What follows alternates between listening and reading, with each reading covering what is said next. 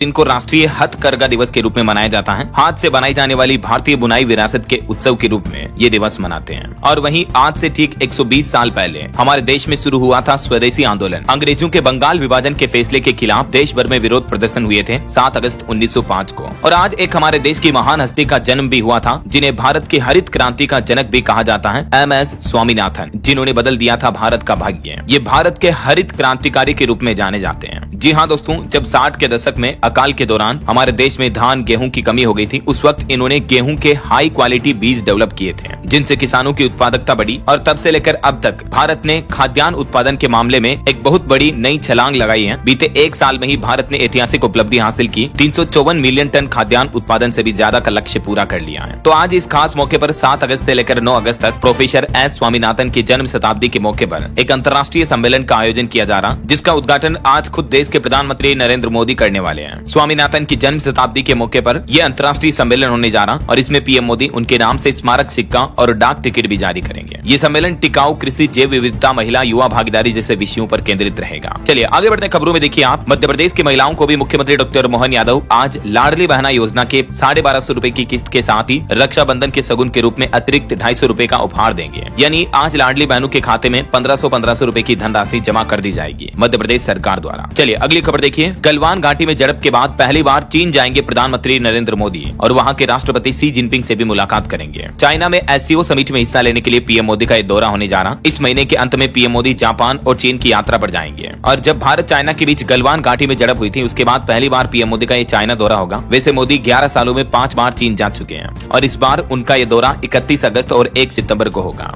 SCO summit में शामिल होने के लिए जाएंगे। चलिए अगली खबर देखिए दोस्तों। भारतीय रिजर्व बैंक RBI गवर्नर ने MPC मीटिंग के फैसलों का ऐलान कर दिया। हालांकि इस बार रेपो रेट में कोई बदलाव नहीं किया गया है। 5.50% यानी 5.5% पर रेपो रेट बरकरार है। तो इससे आपके लोन या हर महीने की जो EMI आती, किस्त आती, उसमें कोई बदलाव नहीं होगा। टैरिफ अनिश्चितताओं के कारण RBI गवर्नर का कहना कि इस बार रेपो रेट में कोई बदलाव नहीं किया गया है भारतीय रिजर्व बैंक के द्वारा। ये MPC मीटिंग हर 2 महीने में एक बार होती है, तो इस बार रेपो रेट स्थिर रखी गई है, EMI नहीं बदलेगी। हालांकि इस मीटिंग के बाद देश की GDP ग्रोथ रेट, वृद्धि दर और महंगाई पर भी RBI गवर्नर ने ऐलान किया है। ये देख सकते हैं फाइनेंशियल ईयर 2026 के लिए GDP ग्रोथ रेट का अनुमान 6.5% पर बरकरार रखा है रिजर्व बैंक ने। और बात करें महंगाई दर की, तो महंगाई का अनुमान घटाकर 3.7% 1 से 3.1% कर दिया है। अच्छा, इसके अलावा UPI पेमेंट सर्विस पर भी RBI गवर्नर संजय मल्होत्रा ने एक जवाब दिया। उनसे सवाल किया गया कि क्या UPI सेवा हमेशा मुफ्त रहेगी, तो उन्होंने बातचीत के दौरान इस सवाल पर टिप्पणी करते हुए कहा कि UPI पेमेंट सेवा हमेशा के लिए मुफ्त नहीं रह सकती है, क्योंकि किसी न किसी को तो समय के साथ डिजिटल पेमेंट सिस्टम को चलाने का खर्च उठाना पड़ेगा। ऐसे में ये वाकई में सबसे बड़ा सवाल है कि क्या भारत को डिजिटल भुगतान सेवा में अग्रणी और टिकाऊ बनाए रखने के लिए UPI सिस्टम पर चार्ज लगाना उचित रहेगा या नहीं। आपकी क्या राय है दोस्तों इस पर, हाँ या नहीं, कमेंट करके बताइएगा मुझे जरूर। और RBI गवर्नर ने यह भी कहा कि